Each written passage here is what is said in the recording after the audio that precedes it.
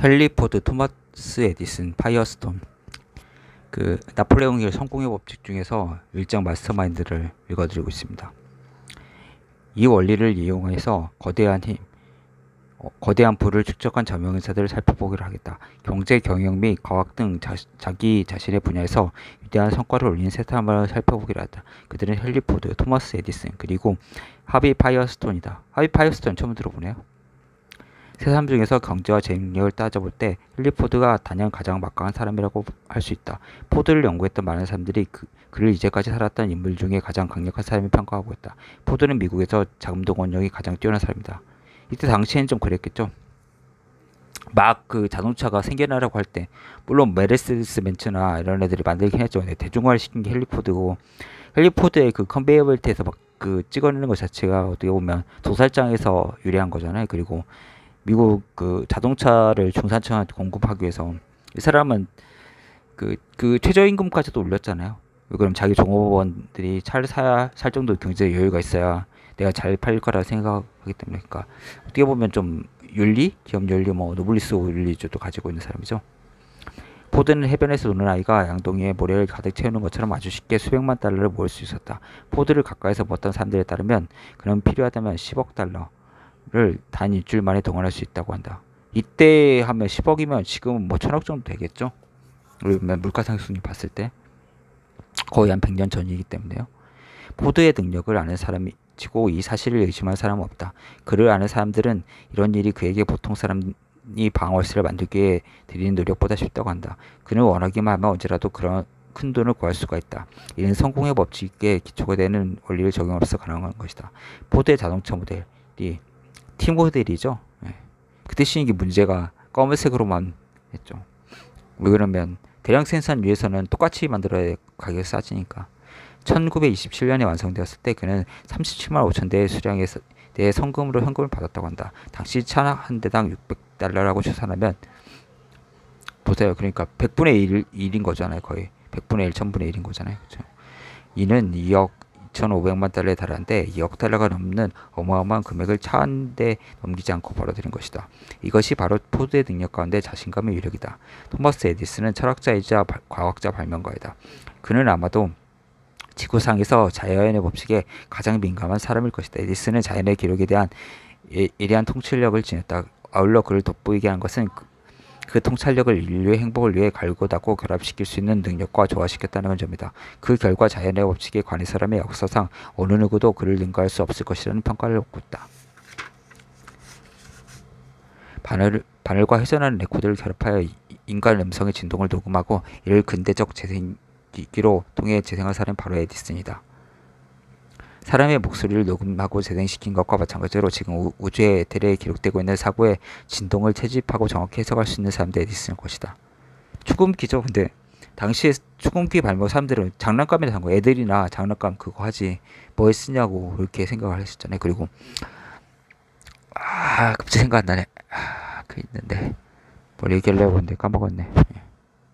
번개 에너지를 이용해 백열 전구를 밝히고 이를 인간 생활의 최초로 이용한 사람도, 그리고 현대적인 것과 같은 영어를 처음으로 만든 것 관련한 것도 에디슨이었다. 뭐 루미에르 형제가 발명을 했죠. 그리고 백열 전구도 필라멘트를 발견하기 위해서 뭐 여러 가지 했잖아요. 그 탄수로 처음 했었고. 근데 에디슨이랑 지금은 뭐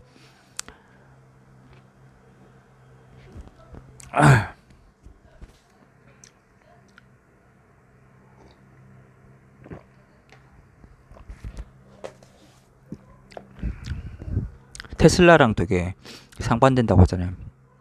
에디슨은 직류였고 테슬라는 교류로 하셔가지고 결국 테슬라가 이겼죠.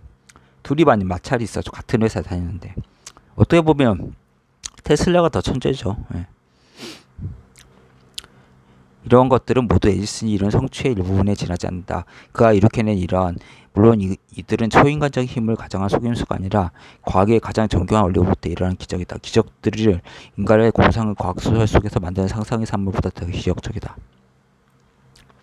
웃긴 게 에디슨이 발명하고 나서 고종이 한 6개월, 한 1년 만에 그 서울에다 전기시설을 그걸 바로 도입을 했었잖아요. 그거 아십니까?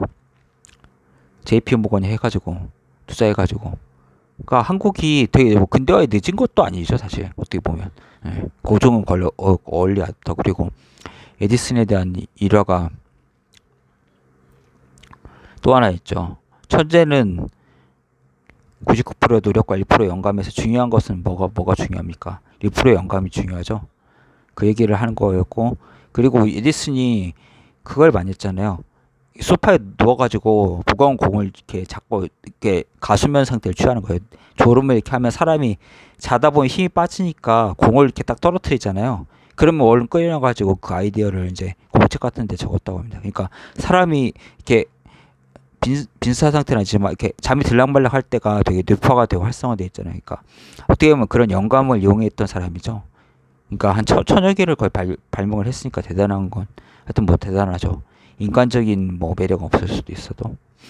하비 파이어스톤은 오하이오주의 에이크론에 소재한 유명한 파이어스톤 타이어사의 창시자로 살아 움직이는 전설이다. 자동차를 타는 사람이라면 우리는 미쉐린 타이어밖에 모르는데 이에 대해 특별한 소개가 따로 필요 없을 정도로 타이어 업계에서 그의 성취는 눈부시다.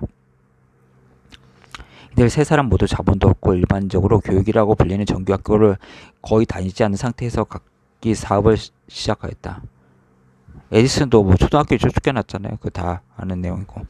그러나 이제 그들 모두는 잘 교육된 사람들이 됐다. 그들 모두 부유하고 막강한 영향력을 지니게 됐다.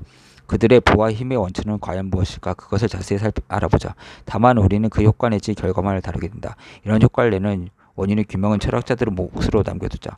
이 세 사람은 사적으로 친밀한 관계이고 오랫동안 서로 교분을 쌓았다는 것은 모두에게 알려진 사실이다. 그들은 휴가와 명상을 위해 함께 깊은 산중을 찾아가곤 하였다. 반면 그들끼리 의식하고 있었는지 알 수 없지만 이들 세 사람 간에 유대가 있어서 그들의 힘의 원천이 마스터마인드가 생길 수 있었는지 대해서는 잘 알려져 있지 않다.